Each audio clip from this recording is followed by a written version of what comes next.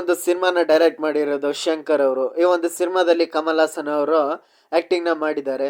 ಈ ಒಂದು ಇಂಡಿಯನ್ 2 ಅನ್ನೋ ಸಿನಿಮಾ ಇಂಡಿಯನ್ ಅನ್ನೋ ಸಿನಿಮಾದ ಸೀಕ್ವೆಲ್ ಆಗಿದೆ.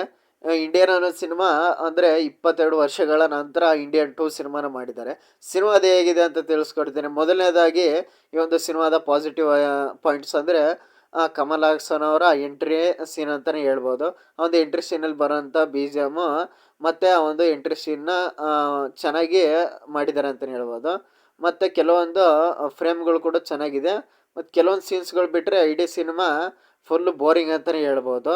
ಯಾವ ಸೀನ್ಸ್ ಅಂತ ನಾವು ಇಲ್ಲಿ ಪರ್ಟಿಕ್ಯುಲರ್ ಆಗಿ ಹೇಳೋಕ್ಕಾಗಲ್ಲ. ಯಾಕೆಂದರೆ ಇಂಡಿಯನ್ 1 ಸಿನಿಮಾದಲ್ಲಿ ಸೇನಾಪತಿ ತನ್ನ ಮಗನನ್ನು ಕೊಂದವರು ಸಾಯಿಸಿ ನಂತರ ಹೋಗ್ತಾನೆ. ಅದಾದ ನಂತರ ಯಾವ ರೀತಿ ಆಗುತ್ತೆ ಅನ್ನೋದನ್ನು ನೀವು ಇಂಡಿಯನ್ 2 ಅಲ್ಲಿ ನೋಡಬೇಕಂದ್ರೆ, ಮೊದಲನೇದಾಗಿ ಸಿದ್ಧಾರ್ಥ್ ಅವರು ಒಂದು ಯೂಟ್ಯೂಬ್ ಚಾನಲ್ನ ನಡೆಸ್ತಿರ್ತಾರೆ. ಅದರಲ್ಲಿ ಯಾರ್ಯಾರು ಭ್ರಷ್ಟಾಚಾರ ಮತ್ತು ಈ ರೀತಿ ಲಂಚ ತಗೊಳ್ತಿರ್ತಾರೆ ಅವ್ರ ರೀತಿಯ ವೀಡಿಯೋಗಳನ್ನ ಮಾಡ್ತಾ ಇರ್ತಾರೆ. ಆಗ ನಂತರ ಸೇನಾಪತಿಯ ಅಂದರೆ ಕಮ್ಬ್ಯಾಕ್ ಇಂಡಿಯನ್ ಅನ್ನೋ ರೀತಿಯಲ್ಲಿ ಒಂದು ಹ್ಯಾಶ್ಟ್ಯಾಗ್ನ ಮಾಡ್ತಾರೆ. ಸೊ ಅದರಿಂದ ಕಮ್ಬ್ಯಾಕ್ ಇಂಡಿಯನ್ ಆದ್ನ ಅನ್ನೋದನ್ನ ನೀವು ಸಿನಿಮಾದಲ್ಲೇ ನೋಡಬೇಕು. ಮತ್ತು ಒಂದು ಸಿನಿಮಾದ ತುಂಬಾ ಬೋರಿಂಗ್ ಆದ ಅಂತಲೇ ಹೇಳ್ಬೋದು. ಇಂಡಿಯನ್ 1 ತುಂಬಾ ಚೆನ್ನಾಗಿತ್ತು ನೋಡೋಕ್ಕೆ. ಯಾಕೆಂದ್ರೆ ಭ್ರಷ್ಟಾಚಾರನೇ ಶಂಕರ್ ಅವರು ತುಂಬ ವ್ಯಾಲ್ಯುಬಲ್ ಆಗಿ ತೋರಿಸಿದ್ರು. ಬಟ್ ಇದರಲ್ಲಿ ಯಾಕೋ ಎಡವಿದ್ರು ಅಂತಲೇ ಹೇಳ್ಬೋದು.